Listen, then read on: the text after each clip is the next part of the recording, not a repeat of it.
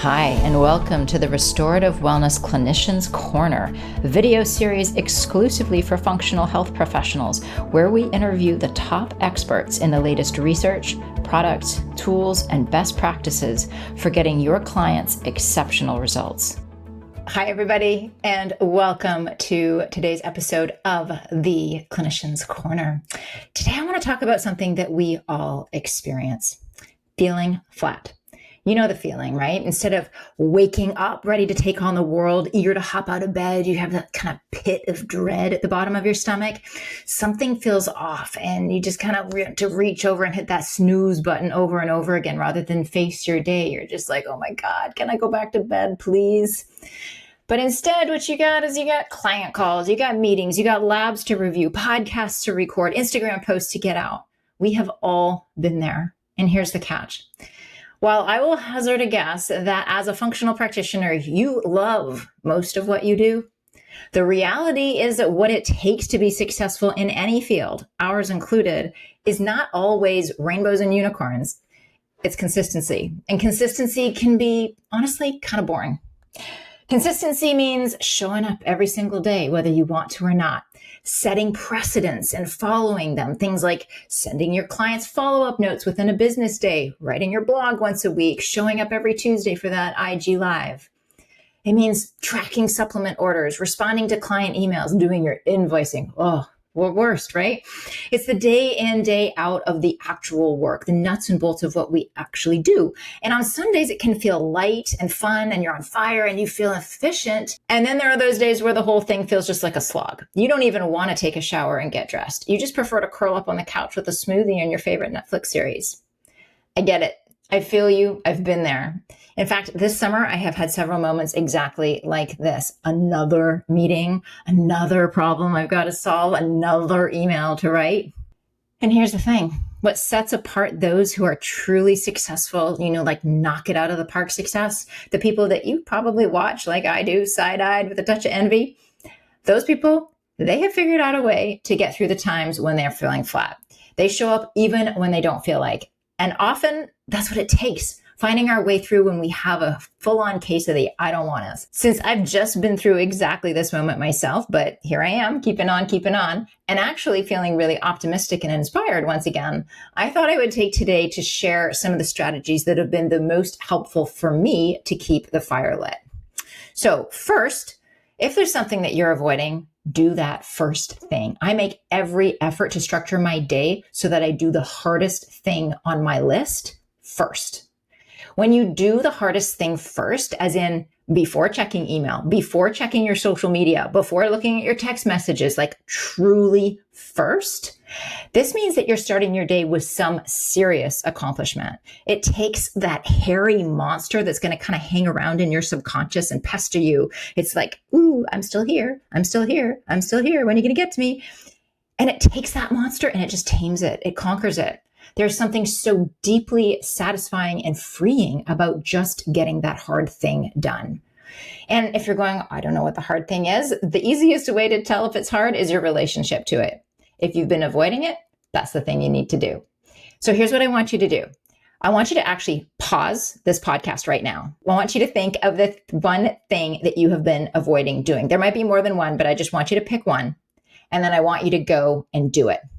If it's the end of your day, set this as the first thing that you do tomorrow. Just get her done. The constant putting off and procrastination is what wears us down. And just doing the thing often takes less energy than the worry about it. Next, if there's something that scares you, that totally freaks you out, that kind of niggling concern at the back of your mind, or the thing that wakes you up in the middle of the night, get granular with it. I can take no credit for this one. This is direct coaching that my personal coach, Deborah Joy, gave me just 2 weeks ago. I was feeling super nervous about something and it was keeping me up at night. And rather than try to talk me out of it, she dug into it. She asked, what specifically are you afraid of? Like, what's the worst case scenario here? And if that worst case scenario is to unfold, what then? And then what? To my amazement, when we got really granular with that fear, it completely dissipated. I always have thought that I shouldn't give voice to those fears. I don't want to give them the airtime or let them to kind of expand and come out to play. But the problem with that approach, as I have learned very powerfully in the last couple of weeks, is that the fear that you're not giving airtime, it actually thrives in the dark. In the dark, it grows, it festers, it kind of seeps into your subconscious, and then it's there waiting for you when you wake up to pee at 3:00 in the morning, ready to take over when you're least prepared to handle it. So instead, when you notice something that's worrying you, or you're just plain scared of something, go deep into it. What exactly are you afraid of? And if that happened, what then? When you name it and get really specific with it, you can really kind of put your arms around it. And most of the time you're going to find it's like air whistling out of a balloon. There's not much there when you look at it closely.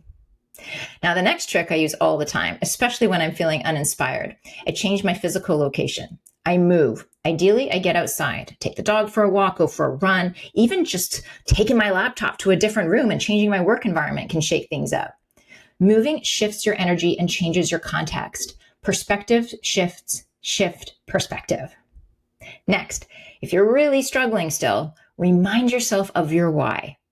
You know that exercise that all strategic coaches and business mentors have you do at some point?